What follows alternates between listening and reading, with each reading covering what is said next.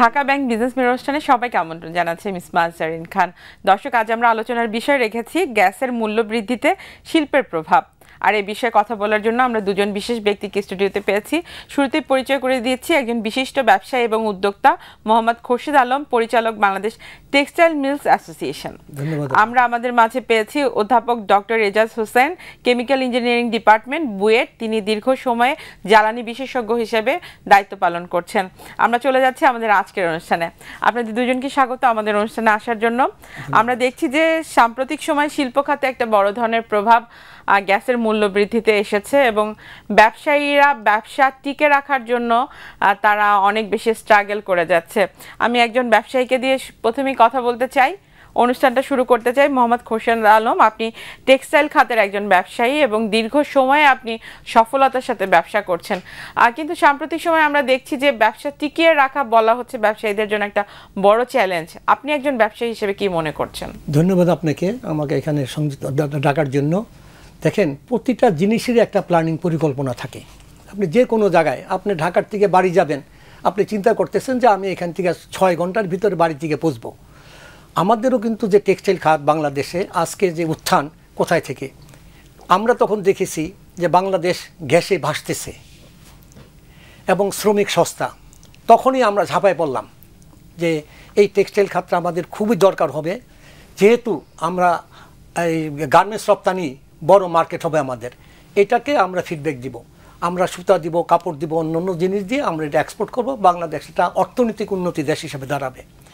এই চিন্তা ভাবনা করে আমরা এই টেক্সটাইল খাতে আপনি 81 সন থেকে কিন্তু আমরা এই শুরু করেছি আস্তে আস্তে। যখনই কি গ্যাসের প্রাপ্যতা বেশি হলো তখনই কিন্তু আমাদের এই যে আমাদের টেক্সটাইল খাতটা বুমিং হয়ে গেল একদম বড় আকারে। আমাদের এখন বর্তমানে স্থানীয়ভাবে আমাদের টেক্সটাইল খাতে $22 বিলিয়ন আপনার এখানে ইনভেস্ট করা আছে, বিনিয়োগ করা আছে। আমরা সব ধরনের কাপড় এখানে দিতে পারবো, আপনি যেই কোনো কাপড় চান। আমাদের বলা হয় যে আমরা দিতে পারবো কিনা, আমাদের ক্যাপাসিটি আছে কিনা, এগুলা বাদকে বাদ কথা বলা হচ্ছে, কিন্তু কখনো এসে আমাদের জিজ্ঞেস করে না যে একটা স্যাম্পল নিয়ে এসে যে এই কাপড়টা আপনি দিতে পারবেন কিনা। কেউ আসবে না, শুধু বলবে আমরা বিদেশ থেকে আনবো। তো যার জন্য আমরা দেখেন এই গ্যাসের উপরে নির্ভর করে কিন্তু এই শিল্পটা দ্বারা করানো হয়েছিল। এখন আজকে হঠাৎ দেখা গেল গ্যাসের সমস্যা, মানে সমস্যা বলতে গ্যাস নাই, আপনি গ্যাস যা কমিটমেন্ট করেছেন সেটা দিতে পারতেছেন না। দামের ব্যাপারটা হলো আপনি যখন খুশি তখন করতেছেন। আমরা এখানে যে শিল্পটা করেছি দুটো উদ্দেশ্যে। আমাদের টেক্সটাইল শিল্প এখানে উত্থানের পিছনে কারণ দুটা, যে আমাদের নিজস্ব 14 কোটি মানুষ ধরেছিলাম। আমরা মনে করেছি 14 কোটি মানুষের ভিতরে 1 কোটি মানুষ হয়তো বিদেশি জিনিস কিনবে, কারণ তাদের ভিতরে একটা বড় লোক ভাবনা হলে হয় না, মেড ইন ইংল্যান্ড লেখা থাকতে হবে, কিন্তু বাংলাদেশের প্রোডাক্টে মেড ইন ইংল্যান্ড লেখা, সেইটা সেই বিদেশ থেকে কিনে নিয়ে আসবে দাম বেশি দিয়ে। তো আমরা 1 কোটি লোক বাদ দিই, আর 14 কোটি লোকের জন্য আমরা এখানে সম্পূর্ণ বস্ত্র আমরা দিয়ে যাচ্ছি। এটা কত? এটা $12 বিলিয়ন প্রোডাক্ট, কিন্তু আমরা নিজস্ব দিচ্ছি $12 বিলিয়ন। এটা কিন্তু সহজ জিনিস না, আপনি এটা ইম্পোর্ট করতে হইতো, সেই জিনিসটা আমরা এখানে দিচ্ছি। এখন আমাদের যে সমস্যাটা আপনি বলছেন গ্যাসের জন্য, এটা বলার মতো না যে এই শিল্প বাংলাদেশে টিকবে কিনা। কারণ হয়েছে দেখেন, আমাদের কতগুলো এক্সপোর্ট করার জন্য জিনিসপত্র করতে হয়। আপনাকে আমি একটা সংক্ষেপে একটা জিনিস দিয়ে বলি। আপনি জানেন হোম টেক্সটাইল, যেটা আমরা বেডশিট, টেরি টাওয়েল, কিচেন টাওয়েল বলি, এটা কিন্তু বাংলাদেশে একটা বিরাট মার্কেট ছিল। 33টা ফ্যাক্টরি ছিল বাংলাদেশে। এটার সেলসটা কীরকম ছিল, আপনি বিদেশিরা বাংলাদেশ থেকে এই বেডশিট এগুলো যে কিনতো, প্রতি 6 মাসে মনে করেন 400 কন্টেনার বুক করা এবং প্রাইসটা কনফার্ম করা যে একটা বেডশিট $12, এটা আপনাকে 6 মাস দিতে হবে প্রিন্টেড। এটাতে আমাদের ভ্যালুয়েশন ছিল কত? 65%। সবচেয়ে বড় আমরা দেখি কি জানেন, আমার নিজস্ব সম্পদ কত, আমি $100 এক্সপোর্ট করে $90 আমি ইম্পোর্ট করলাম, আমার লাভটা কি? মাত্র 10%। আমাদের ওইটাতে তো 65%। $100 এক্সপোর্ট করি, সেখানে আমার ইম্পোর্ট করতে তো $35, $65 আমার নিজস্ব। তো আমার নিজস্ব কি গ্যাস, আমার ওয়ার্কার, আমাদের শ্রমিক, আমাদের কিছু প্রোডাক্ট, এগুলো দিয়ে আমরা করতাম। তো এখন এই ভ্যালুয়েশন এত বড় প্রোডাক্টটা একমাত্র গ্যাসের জন্য বন্ধ হয়ে গেল। বন্ধ মানে কি, 33টা ফ্যাক্টরির ভিতরে 30টা ফ্যাক্টরি বন্ধ হয়ে গেছে। কারণ এই গ্যাসের মূল্য বা গ্যাসের নীতির জন্য বাংলাদেশে কোনো গ্যাসের কোনো নীতি নাই। এখন আপনি যারা বিদেশিরা আপনার সঙ্গে একটা এগ্রিমেন্ট করেছে 6 মাস আপনি এই রেটে মালটা দিবেন, আমার ফ্যাক্টরি কিন্তু কন্টিনিউয়াসলি চলতেছে 24 আওয়ার্স। এখন হঠাৎ আপনি কি করলেন, আজকে আমি সকালে ঘুমের থেকে উঠে দেখি আমার গ্যাসের রেট ছিল 16 টাকা 31 টাকা 50 পয়সা। এটা কি আপনাদের সাথে আলোচনা করা হয় না? কখনো না, আমরা জানিই না, স্যার আছে সামনে। তো তখন এক্সপোর্টে গিয়ে এটা একটা নেগেটিভ ইম্প্যাক্ট আসে না? এই জন্য বন্ধ হয়ে গেল মিলগুলা। আমরা চাচ্ছি আপনি একটা নীতিমালা দেন যে আমাকে আপনি গ্যাস কতদিন দিবেন এবং এটার মূল্যটা কখন বাড়াবেন, আমার জানা দরকার। আমার যদি একটা এগ্রিমেন্টে জানা থাকতো যে আমার গ্যাসের মূল্যটা 3 মাস পর বাড়বে, 2 মাস পর বাড়বে, ওই যে আমার যে এক্সপোর্টের অর্ডারটা ছিল বেডশিটের, হোম টেক্সটাইল, আমি কেন বন্ধ হয়ে গেল? আমি ওদের বলতে পারতাম যে দেখেন আমার গ্যাসের দাম বেড়ে গেছে। শুনবো আপনার কাছে আরো। ভাই, আপনি তো অনেক বছর ধরে আপনার সাথে আমরা টক শো করছি এবং এই গ্যাসের মূল্য বৃদ্ধি নিয়েই প্রতি সময় আমাদেরকে কথা বলতে হয়। তো ঈদের সময় আমরা দেখলাম যে কিছুটা স্বস্তি এসছিল, কিন্তু এখন তো ব্যবসায়ীরা বলছে না বিশ্বাস অবস্থা এবং তাদের টিকে থাকাই দায়। তো ব্যবসায়ীরা তো এক সংস্কারের ভবিষ্যৎ নিয়ে তারা সামনের দিকে আগাচ্ছে এবং তারা চায় দীর্ঘ সময়ে আসলে এটার একটা পরিকল্পনা থাকুক, কিন্তু কেন কোনো আসলে পরিকল্পনা হচ্ছে না? অতীতেও ছিল না, টকশো করেছি, কথা বলেছি, বাট এখনো আমরা একই সময়ের মধ্যে দিয়ে যাচ্ছি। বাংলাদেশের সমস্যা সমাধান হয় না, এগুলা চিরন্তন কাল ধরে চলতে থাকে এবং তার মধ্যে এনার্জিটা একটা। বাংলাদেশের এখন আমি যেভাবে দেখছি দুইটা মেইন সমস্যা যেটা আগের সরকারই ক্রিয়েট করে গেছে, একটা হলো ব্যাংকিং খাত আর একটা হলো এনার্জি খাত। হ্যাঁ, এটা কিন্তু সিপিডি থেকে এবং দেবপ্রিয় এটা কিন্তু ভালো করে বলেছে। হ্যাঁ, আমরা কিন্তু ব্যাংকিং সেক্টরটা ঠিক করার জন্য উঠে পড়ে লেগেছি এবং সত্যিকার অর্থে রিফর্ম যেটা সংস্কার করছি, কিন্তু এনার্জি সেক্টর যেটা বলে পুরাটা এটা কিন্তু আমরা ধরছি না। এইটার দুইটা কারণ আছে। একটা হচ্ছে যে আমরা মনে করছি এখানে হাত দেওয়া যাবে না। হ্যাঁ, ওটা আমি একটু পরে আসবো। হাত দেওয়া যাবে না কারণ এই যে সামিট ইয়েটি এদের উপর আমরা নির্ভরশীল, আদানি। হ্যাঁ, কারণ আমাদের ব্যাংকিং সেক্টরে যা লুটপাট করেছে এটা পলিটিক্যালের সাথে কানেক্টেড অ্যান্ড অল। এরা তো ব্যবসায়ী, তো এরা অন্যভাবে করেছে। তো এদেরকে কারণ সবাই তো বলছে এদেরকে হাত দেওয়া হচ্ছে না কেন, কিন্তু হাত দেওয়া হচ্ছে না। কিন্তু ওদের কাছে হাত দিলেও যে আমাদের সমস্যার সমাধান হবে সেটা না।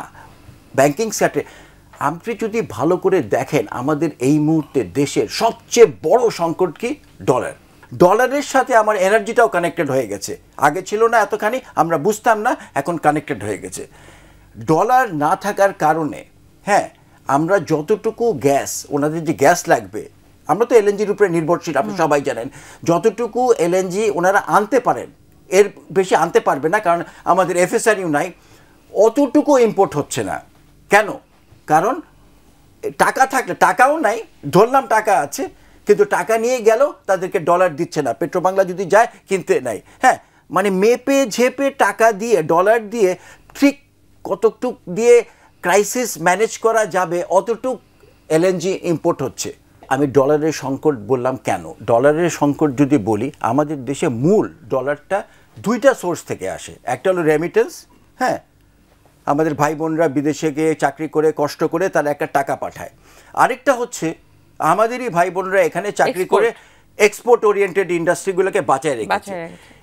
এইখান থেকে যদি আপনি ডলারগুলো সরায় দেন, কি যে ক্রাইসিস হবে। এবং সেই জন্য আমি ডলার বলছি। এখন কথা হচ্ছে তাহলে যেই সব ইন্ডাস্ট্রিগুলা আমাদেরকে ডলার আনতে সহায়তা করছে সবচেয়ে বেশি, সেগুলা যদি উনি যেটা বললেন যে আমরা মরে যাচ্ছি, আমরা বাঁচিয়ে রাখতে পারবো না, এইটা যদি আমাদের নীতি নির্ধারক আমাদের সরকারের কানে না যায়, তাহলে কোন জিনিস কানে যাবে আমি জানি না। আমি জানি দেশে অনেক রকম অনেক কিছু হচ্ছে, তারা সাংঘাতিক রকমের ব্যস্ত, ইট ইজ ট্রু। বাট দেশের যদি সার্বিক ইকোনমিক যে বলি, এটার সাথে এনার্জি সাংঘাতিকভাবে কারণ ওনারা তো চালাতেই পারছে না। এক সময় আমি 20 বছর আগের যদি কথা বলি, আমাদের গার্মেন্টস ইন্ডাস্ট্রি তখনও বেশ বড় ছিল, কিন্তু আমরা বলতাম যে ওদের নেট গেইন কত, কারণ তারা তো বেশিরভাগই যেটা ব্যাকওয়ার্ড লিঙ্কেজে সেগুলো ইম্পোর্ট করে আনতো। কিন্তু এটা কমাতে এমন একটা জায়গায় এসেছে, একটা বিরাট যেগুলা ইম্পোর্ট কমে গেছে, কারণ ওনারা এখন দেশেই সুতা কাপড় এগুলো বানাচ্ছে। এই ইন্ডাস্ট্রিটাই কিন্তু ক্ষতিগ্রস্ত সবচেয়ে বেশি। গার্মেন্টস বলতে আমরা যাই বলছি যারা সেলাই করে তারা কিন্তু অত ক্ষতিগ্রস্ত না, তারা কম এনার্জিতেও ম্যানেজ করতে পারে, কিন্তু ওনারা পারেন না, কারণ তাদের সুতো ডাইং করতে হয়, সুতো তৈরি করতে। এই পুরো প্রসেসটা আমি একটু বলতে চাই যে দীর্ঘ সময় প্রোটেকশন দিতে হবে। দীর্ঘ সময় তো আমরা কেন দাম বাড়ছে এগুলো নিয়ে আমরা কথা বলে এসেছি, এবং আপনারাও সেগুলো এক্সপ্লেনেশন দিয়েছেন যে এই কারণে দাম বাড়ছে। এখন ব্যবসায়ীরা তো সমাধান চায়, সময়টা এখন সমাধানের সময়, এবং তত্ত্বাবধায়ক সরকার যারা আসছেন তারা কিছুটা সংস্কার করে দিয়ে যাবেন। তো জ্বালানি খাতের সংস্কার যদি না হয় তাহলে পরবর্তী যারা আসবে তারাও তো সেটাকে টেনে নিয়ে যেতে হবে। সেই জায়গা থেকে একটু আমি আপনার কাছে জানতে চাই যে কোনো কি আসলে সমাধান সূত্র আপনি দিবেন, যেই সমাধানের কারণে আসলে ব্যবসায়ীরা টিকে থাকতে পারবে এবং দীর্ঘ সময়ের জন্য একটা, যেমন আমরা শুনি যে ভোলায় আমাদের অনেক গ্যাস আছে, কিন্তু এই গ্যাস কিভাবে উত্তোলন হবে, কিভাবে ফ্যাক্টরিতে আসবে, ব্যবসায়ীরা কিভাবে এই গ্যাসটা দিয়ে তাদের ব্যবসা পরিচালনা করবে, এটার তো একটা পরিকল্পনা দরকার আছে, একটা নীতিমালার দরকার আছে। সেই নীতিমালা বা পরিকল্পনাগুলো কে করবে, কারা করবে, একটা ফোরাম করা, সেখানে একটা সংস্কার কমিটির প্রস্তাবনা, যেমন অন্যান্য সেক্টরগুলো, যেমন আপনি ব্যাংকিং খাতের কথা বলেছেন, সেখান থেকে এসেছে। সেটার জন্য কি আজকের অনুষ্ঠানে আপনি কোনো দাবি জানাবেন কিনা যে যারা দায়িত্বে আছেন তারা যদি এই জায়গায় এই পলিসিগুলো এখন ইমিডিয়েটলি নেয়, তাহলে ব্যবসায়ীদের আগামী 6 মাসের মধ্যে হয়তো ব্যবসাগুলো ক্লোজ করতে হবে না, বন্ধ করতে হবে না। কমপ্লিট সলিউশন যদি দিতে পারতাম এবং এটা যদি এতই সোজা হতো, তাহলে আমি যদি বুঝতাম, তারাও বুঝতো, তারাও হয়তো করত। সমস্যা এত বড় যে সমাধান অ্যাকচুয়ালি এখন যে সরকার আছে তাদের ক্ষমতার বাইরে। আমি কয়েকটা সলিউশন দিয়েছিলাম, এবং উপদেষ্টা, আমাদের এখন যে এনার্জি উপদেষ্টা আছে, উনি বলেছেন এগুলো এখন করা সম্ভব না। তার মানে আপনি বুঝতে পারছেন যে তারা অনেক কিছু থেকে সরে যাচ্ছে, এড়িয়ে যাচ্ছে। এখন কথা হচ্ছে যে আমরা যেটা বলেছিলাম এবং ইন্ডাস্ট্রি যেটা বলেছিলাম, যেই সব ইন্ডাস্ট্রিকে ওইভাবে গ্যাস দেওয়া এই মুহূর্তে সম্ভব না। আমরা বলেছিলাম যে আপনি টার্গেট করেন, হ্যাঁ, টার্গেট করেন যে কোনগুলা অ্যাকচুয়ালি দেশের জন্য এই মুহূর্তে, শিল্পের জন্য, ডলারের জন্য ভেরি ইম্পর্টেন্ট, প্রায়োরিটি সেক্টর থাকবে, প্রায়োরিটি সেক্টর। এইগুলাকে অ্যাটলিস্ট বাঁচিয়ে রাখার জন্য আপনি একটা ব্যবস্থা করেন। হ্যাঁ, তারা বলে হ্যাঁ হ্যাঁ করব, কিন্তু আসলে দেখা যায় সেটা হচ্ছে না। আমরা বলেছিলাম 4টা জায়গায় বলেছিলাম, একটা গাজীপুর, একটা নারায়ণগঞ্জ, একটা আশুলিয়া, আর একটা ঢাকার পাশে, এই 4টা জায়গায় আমরা বলেছিলাম যে গ্যাসের সাপ্লাইটা যেন ঠিক রাখা হয়। অন্য সব সেক্টর পাক, অসুবিধা নাই, কিন্তু এখানে দিয়ে প্রায়োরিটি দিয়ে ওগুলাকে গিয়ে আমরা শুনবো। আমরা একটু বিরতিতে যাই, আবার আসছি আপনার কাছে। দর্শক, আমরা একটা বিরতিতে যাচ্ছি, বিরতির পর আবারও ফিরছি ঢাকা ব্যাংক বিজনেস মিরর অনুষ্ঠান। বিরতির পর আবারও আমন্ত্রণ জানাচ্ছি ঢাকা ব্যাংক বিজনেস মিরর অনুষ্ঠানে। গ্যাসের মূল্য বৃদ্ধি নিয়ে আপনি বলছিলেন, দীর্ঘ সময়ের জন্য কোনো নীতিমালা করা যায় কিনা?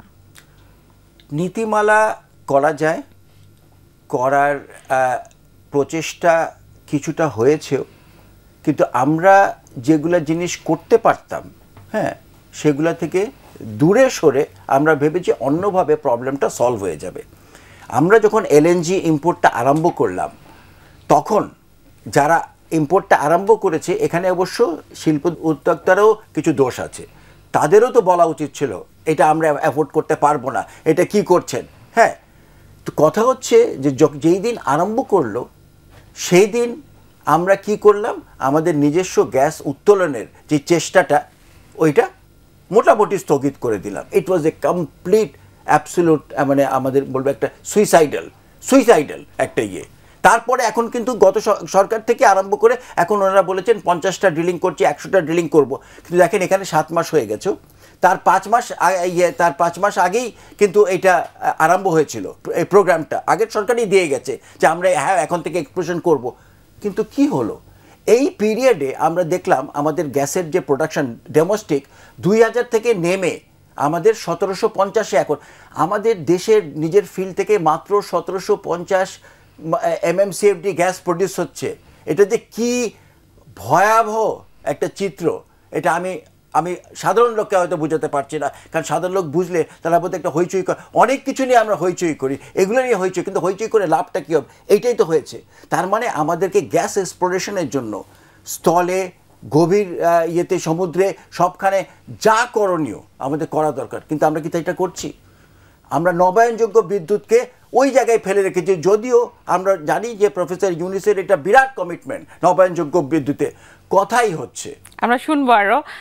আপনার কি সরাসরি আসলে তত্ত্বাবধায়ক সরকারের যারা যারা এখন দায়িত্বে আছেন জ্বালানি সেক্টর নিয়ে তাদের সাথে বসার কোনো সুযোগ হয়েছে, এবং ব্যবসায়ীদের টিকে থাকার জন্য ব্যবসায়ীদের সাথে কি কোনো কনফারেন্স করেছে? আমরা দেখেছি যে রিসেন্টলি বিনিয়োগ সম্মেলন হয়েছে, সেটি নিয়ে আমি বলবো, তবে এটা আগে আমি জানতে চাই কারণ নীতিমালার কথা বলা হচ্ছে, আপনারা কি কোনো দাবি জানিয়েছেন? না, আমরা তো বলে আসছি। এখন দেখেন বর্তমান যে সরকার আছেন তারা কিন্তু ব্যতিব্যস্ত অন্য অন্য জিনিস নিয়ে আরও বলেছেন।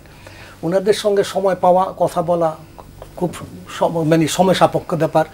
তবে আপনি যে কথাটা স্যারকে জিজ্ঞেস করছেন, আমি যদি আমাকে পারমিট করেন আমি একটু আমার বলবো। আমার কথা হইল যে আপনি সর্বপ্রথম আপনাকে বুঝতে হবে জ্বালানি কি। জ্বালানি হয়েছে একটা হার্ট, একটা ফ্যাক্টরির জন্য। আমার ফ্যাক্টরিতে আমি ক্যাপটিভ পাওয়ার দিয়ে, আমি জেনারেটর দিয়ে বিদ্যুৎ উৎপন্ন করে আমি আমার ফ্যাক্টরি চালাচ্ছি। এখন আমাকে আপনি আমার সঙ্গে একটা কন্ট্যাক্ট করেছেন যে আমার এখানে এত গ্যাস দিবেন প্রতিদিন, আপনি আমাকে দিচ্ছেন 30%। আমি যে ইনভেস্টমেন্ট করে টাকা পয়সা দিয়ে সব কিছু বন্ধ করে ব্যাংকের থেকে লোন নিয়ে আমি বসে আছি, প্রতি মাসে আমার লস দিতে হচ্ছে, এটা কে দিবে? আমার বক্তব্য এখন সর্বপ্রথম সেটা জ্বালানি মন্ত্রণালয় বা আপনার আমাদের যে আছে পেট্রোবাংলাকে আমি বলবো আপনারা এখান থেকে এই দায়িত্ব ছেড়ে দিয়ে এটা আর্মিদের কাছে দায়িত্ব দেন। সবার আগে আপনি অপচয় বন্ধ করেন। আপনারা এত কথা বলতেছেন, এই জ্বালানি মন্ত্রণালয় আজকে 10টা বছর একই কথা বলতেছে, বিদ্যুৎ গ্যাস দিব, কিন্তু অপচয়টা বলে না। অ্যাকচুয়ালি অপচয় কত? আপনি আমাদের দাম বাড়াচ্ছেন কি জন্য? এটা আমি বহুবার বলেছি আমার বিভিন্ন ইয়েতে যে এখানে এটাকে আমরা 2 বছরের জন্য সেনাবাহিনীর হাতে ন্যস্ত করে দেখি যে এখান থেকে আমাদের সেভিংসটা কি হয়। অপচয়টা আমি আগে বন্ধ করি। এখনও আমি দেখি বিভিন্ন জায়গায় রাস্তা দিয়ে হাঁটি, দেখা যায় এখানে একটা গ্যাসের লাইন, কোথায় থেকে আসছে বলতে পারেন না, এলাকার লোক দিয়ে দিছে। এগুলো এলাকার লোক দেয় না। যেটা বলা হয় যে এলাকার মস্তান বা এলাকার যারা রাজনীতি করে তারা খুশি করার জন্য, ভোট পাওয়ার জন্য বাড়ি বাড়ি দিয়ে দিছে। না, তিতাস গ্যাসের লোক জড়িত এখানে। তার মানে যে ব্যবহার নীতিমালাটা করা হবে সেখানে শিল্পে কতটুকু ব্যবহার হবে এবং গৃহস্থলীতে কতটুকু ব্যবহার হবে সেটাও তো ইনক্লুড করা না, সেটা অন্য জিনিস। সেটা হলো সর্বপ্রথম হলো যে আপনি আমার সঙ্গে একটা এগ্রিমেন্ট করেছেন। এখন আপনি আমার এগ্রিমেন্ট করে যে কমিটমেন্ট করেছেন আমাকে দৈনিক 1 ঘন্টা এত দিবেন, আমার কাছ থেকে সিকিউরিটি নিয়েছেন 3 মাসের জন্য, আপনি আমাকে দিচ্ছেন এখন 30% গ্যাস। এটার কি কোনো বিচার নাই, আইন নাই? আপনার বিরুদ্ধে আইন নেওয়া যাবে না। আপনি এরকম টাইম করেছেন, আমি কোর্টে যেতে পারবো না। কোর্টে যাওয়ার আগে আপনার পেট্রোবাংলাতে আপনাকে আরবিট্রেশন করতে হবে। কেন? আমার অধিকার আছে। আমাকে আপনি ক্ষতিগ্রস্ত করেছেন, আমার প্রতি মাসে আমার 3.5 কোটি টাকা লস হচ্ছে আপনার জন্য। আমার তো অধিকার আছে আবার জানানো। আপনি দিয়ে রাখছেন, আইন করে রাখছেন যে কোর্টে কোনো আইনে যাওয়া যাবে না, আদালতে যাওয়া যাবে না, আমাদের সঙ্গে আগে বসেন। আপনাদের সঙ্গে বসলে 1 বছর 3 বছর পার করে দেন একটা আরবিট্রেশন করতে। এগুলো তো হবে না। একটা আপনাকে সর্বপ্রথম আমি যেটা আপনাকে বললাম, আমার একটা কথা আমার অভিজ্ঞতা থেকে আমি সর্বপ্রথম বলবো, সর্বপ্রথম আপনার অপচয় বন্ধ করার জন্য পদক্ষেপ কী নেবেন সেটা আগে আসেন, 1 নম্বর শর্ত। 2 নম্বরে স্যার যেটা বলেছেন, আমারও এখন এক কথা যে বর্তমানে যতগুলো কূপ আছে এগুলোর পুনঃখনন বা মেনটেনেন্স করেন। এখানে আমার ধারণা 15 থেকে 20% এটাকে আপনি বাড়াইতে পারবেন মেনটেনেন্স করা। তৃতীয় হলো নতুন যে কূপ আছে খনন করার মতো এগুলা করেন। এবং সর্বপ্রথম যেটা আমি বলবো যে দেখেন আমরা সমুদ্র বিজয় করেছি। সমুদ্র বিজয় করে কি করেছি? আমরা আনন্দ ফুর্তি করেছি, বিভিন্ন টাকা পয়সা খরচ করেছি যে আমরা সমুদ্র পেয়ে গেছি। পাওয়ার পরে কি করেছি? পার্শ্ববর্তী দেশ, এই পার্শ্ববর্তী 2টা দেশ থেকে আমাদের সীমানার কাছ থেকে তারা গ্যাস উত্তোলন করে নিচ্ছে। এখানে কেন আসতেছে না কেউ? নিশ্চয়ই আপনি এরকম একটা কন্ডিশন দিয়েছেন যে আমাকে কমিশন দিতে হবে, নাহলে তুমি আসতে পারবা না। এখন বলা হচ্ছে এত বড় কেউ আমাদের টেন্ডার দিচ্ছে না। এটা আমি বিশ্বাস করি না। কারণ হচ্ছে কেন টেন্ডার দিবে না? আমার যদি 1 জন না হয় আমি 4টা ব্লকে দিব, ওটা বড়। আমি 4 জনকে ভাগ করে দিব যে তোমরা 4 জন নাও, ছোট ছোট ব্লক করে দিব। কেন আসতেছে না? এটা আমরা বিশ্বাস করি না যে কেউ আসতেছে না। এটার পিছনে রহস্য বাইর করেন। 2 নম্বর হলো এটা বাড়াবেন। 3 নম্বর যেটা বললাম কমিটমেন্ট অনুসারে আপনি গ্যাস দিবেন, নতুন কোনো গ্যাস দিতে পারবেন না। নতুন কোনো বিনিয়োগ আপনি এই মুহূর্তে আনতে পারবেন না যে পর্যন্ত আমাদেরটা ফুলফিল না করবেন। আমাদের $22 বিলিয়ন আমরা এখানে ইনভেস্ট করে $7 বিলিয়ন আমাদের মেশিনপত্র, আমাদের প্রোডাকশন আইডেল আছে, প্রতিটা মিল লস দিচ্ছে। এবং যারা আপনার এখন বিনিয়োগ করতে আসতেছে, টেক্সটাইলে শুধু একটা বিনিয়োগ করা যাবে, ম্যানমেড ফাইবার। আমাদের কটন প্রসেসিং বাংলাদেশে এখন চায়নাতে বন্ধ হয়ে গেছে, বহু মিল এখন বাংলাদেশে। আপনি দেখেন ভারতেও বন্ধ হয়ে গেছে কটন, আমাদের আসতো ম্যানমেড ফাইবার যেটা আমাদের হাতে একেবারেই সময় নেই। আমি সবশেষে একটু আপনাকে জানতে চাই যে যেখানে লোকাল ইনভেস্টররাই আসলে টিকে থাকাটা কঠিন, সেখানে আমরা সুন্দর অনেক ফরেন ইনভেস্টমেন্ট আসার কথা আমরা শুনছি এবং অনেকেই এফডিআই নিয়ে আসতে চাচ্ছে, কিন্তু তারা কিভাবে সার্ভাইভ করবে বা তাদের ফিউচার কি হবে? আমি যেটা বলবো যে আমাদের সরকার এখন কিংবা এর পরে যারা আসবে তারা যদি এটাকে 100% সিরিয়াসলি না ডিল করে, তাহলে বাংলাদেশে উনি যেটা বললেন একটা সার্টেন টাইপ অফ ইন্ডাস্ট্রি একদম বসে যাবে, they will not be able to survive. আমরা যেগুলোকে এনার্জি ইন্টেন্সিভ ইন্ডাস্ট্রি বলি, যেরকম টেক্সটাইলের ওনাদের ডাইং ইন্ডাস্ট্রি যেটা আছে সাংঘাতিক এনার্জি নেয়, আমাদের স্টিল মিল, সেরামিক, গ্লাস, হ্যাঁ, যেই সব ইন্ডাস্ট্রিকে এনার্জি ইন্টেন্সিভ বলি আমরা, এরা বাংলাদেশে সার্ভাইভ করতে পারবে না। ওর সার্ভাইভ করতে গেলে তাদেরকে অন্যভাবে চিন্তা করতে হবে। আমরা কি সেটা চাই? যারা এখানে অলরেডি ইনভেস্ট করেছে তারা যদি সার্ভাইভ না করতে পারে, আপনি যে প্রশ্ন করলেন সেটা দেখে যারা এখানে যে রিস্ক অ্যানালিসিস করবে তারা তো রিস্ক অ্যানালিসিসে দেখবে যে বাংলাদেশে ইনভেস্টমেন্ট করা যায় না। তাহলে যদি ইনভেস্ট করতে হয় বাংলাদেশে, আমি যেটা বলবো যেগুলা এনার্জি খুব কম লাগে, যেরকম আইটি সেক্টর আছে, হ্যাঁ, ম্যানুফ্যাকচারিংয়ের কিছু কিছু সেক্টর আছে যেগুলা, যেরকম আপনি যদি গার্মেন্টসের কথা বলেন, গার্মেন্টসের আরএমজি যেটা সেলাই যারা করে তাদের তো খুব কম এনার্জি লাগে, তারা অলওয়েজ কোপ করতে পারে এবং অল্প একটু দাম বাড়িয়েও সেটা ওখান থেকে এনে ম্যানেজ করতে পারে। কিন্তু টেক্সটাইল তো পারে না, টেক্সটাইল তো ব্যাকওয়ার্ড লিঙ্কেজ, ঠিক না? এদের কাছ থেকে তো এরা কেনে এবং হিউজ এনার্জি লাগে। উনি যেটা বলছেন 13% নাকি ওনাদের এনার্জি কস্ট। কিন্তু ওনারা আরো সহযোগিতা পেলে তখন তো দেখা যাবে যে আমরা আরো বেশি এক্সপোর্টে গার্মেন্টসে যেতে পারবো, কারণ টেক্সটাইল যদি নিজেরাই দিতে পারি, ইম্পোর্ট যদি না করতে হয় এবং ডলার আসবে। আমরা অনুষ্ঠান শেষ করব, সরকারের কাছে কোনো চাহিদা আছে কিনা? না, এখন কথা হলো আপনার ওই কথাটা একটু জবাব দিয়ে নিই। আমাদের সর্বপ্রথম দেখতে হবে কোন ফ্যাক্টরিতে ভ্যালিডেশন হচ্ছে। আমার $100 যদি আমি এক্সপোর্ট করি, সেখানে আমাকে বাংলাদেশের মিনিমাম $45 থাকতে হবে। এর নিচে হলে আমি কোনো ইন্ডাস্ট্রিকে বাংলাদেশে অ্যালাউ করবো না। সব বিদেশ থেকে আনবো আর এখানে দিব, এটা হবে না। এই জন্য সরকারকে নীতি করতে হবে যে মিনিমাম 45% ভ্যালু এডিশন করতে পারলে সেই ইন্ডাস্ট্রি বাংলাদেশে হবে, আদারওয়াইজ অ্যালাউ করা হবে। অনুষ্ঠানের মাধ্যমে দাবি জানাতে পারি যে এই সেক্টরগুলোর উপরে আসলে আরেকটু রিসার্চ করে প্রায়োরিটি সেক্টর খুঁজে বের করবে এবং প্রায়োরিটি ফ্যাক্টরি খুঁজে বের করে তাদেরকে আসলে ওইভাবে সাপোর্ট দেয়া, এবং এখনই জ্বালানি সেক্টর নিয়ে আসলে সংস্কার কমিটি গঠন করে সেভাবে যদি আসলে দীর্ঘ সময়ের জন্য একটা নীতিমালা তৈরি করা যায় এবং ব্যবসায়ীদের সাথে যদি আসলে আলোচনার সুযোগ তৈরি করা যাওয়া যায়, তাহলে ব্যবসায়ীরাও টিকে থাকতে পারবে, দেশীয় শিল্পের বিকাশ বাড়বে। তো আমরাও আশা করছি এই অনুষ্ঠানের পর আপনারা তাদের সাথে দেখা করবেন এবং অবশ্যই সমাধানের একটি পথ বের হয়ে আসবে। আপনাদের দুজনকে অসংখ্য ধন্যবাদ আমাদেরকে সময় দেওয়ার জন্য। আপনাকেও ধন্যবাদ। দর্শক, এই ছিল ঢাকা ব্যাংক বিজনেস মিরর অনুষ্ঠান। দেখা হবে আগামী সপ্তাহে। সেই পর্যন্ত সবাই ভালো থাকুন, সুস্থ থাকুন, নিরাপদে থাকুন।